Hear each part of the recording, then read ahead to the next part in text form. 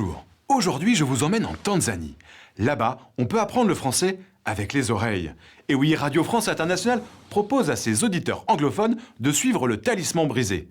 Une vraie fiction policière qui permet de se familiariser avec le français en suivant les aventures de Kwame. Ce jeune jardinier anglophone mène une enquête périlleuse dans un pays francophone, le Burkina Faso, à la recherche d'un précieux talisman. L'auditeur se retrouve très vite dans la peau de ce héros qui pense à voix haute en anglais, mais qui doit apprendre le français pour communiquer et survivre. Raphaël Cousseau de RFI nous explique le fonctionnement de ce feuilleton radiophonique bilingue.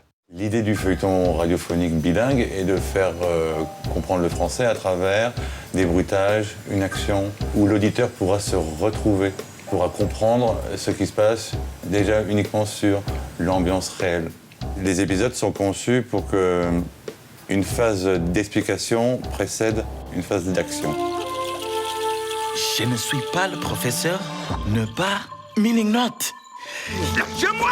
Hey, professeur, Le Talisman brisé diffusé en version anglais-français en Tanzanie et au Kenya et en version portugais-français au Mozambique et en Angola.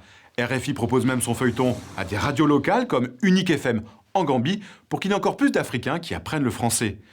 Pour faciliter l'apprentissage, il existe même un livret pédagogique utilisable en classe avec un professeur de français ou alors tout seul à la maison. Mais ce n'est pas une première.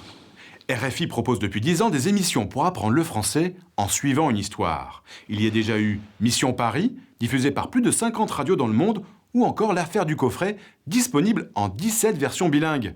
TV5 Monde et RFI proposent même une application iPhone pour écouter ces feuilletons où et quand on veut. Voltaire disait « L'oreille est le chemin du cœur ». Et vous le voyez, et vous l'entendez, l'oreille peut être aussi un chemin pour apprendre le français. Allez, maintenant les événements majeurs à ne pas manquer. C'est l'agenda francophone. Sur Internet, le concours Anime ta francophonie, organisé par le Centre de la francophonie des Amériques jusqu'au 10 décembre. En Thaïlande, à Bangkok, les états généraux de l'Alliance française en Asie et Océanie du 14 au 16 décembre. Au Japon, à Kyoto et Osaka, le festival littéraire Feuille d'automne jusqu'au 15 décembre. Rendez-vous maintenant sur Internet pour en savoir plus, réagir et partager vos coups de cœur francophones. Prochaine destination, la France, à Lyon. D'ici là, bonne semaine à tous sur la planète francophone.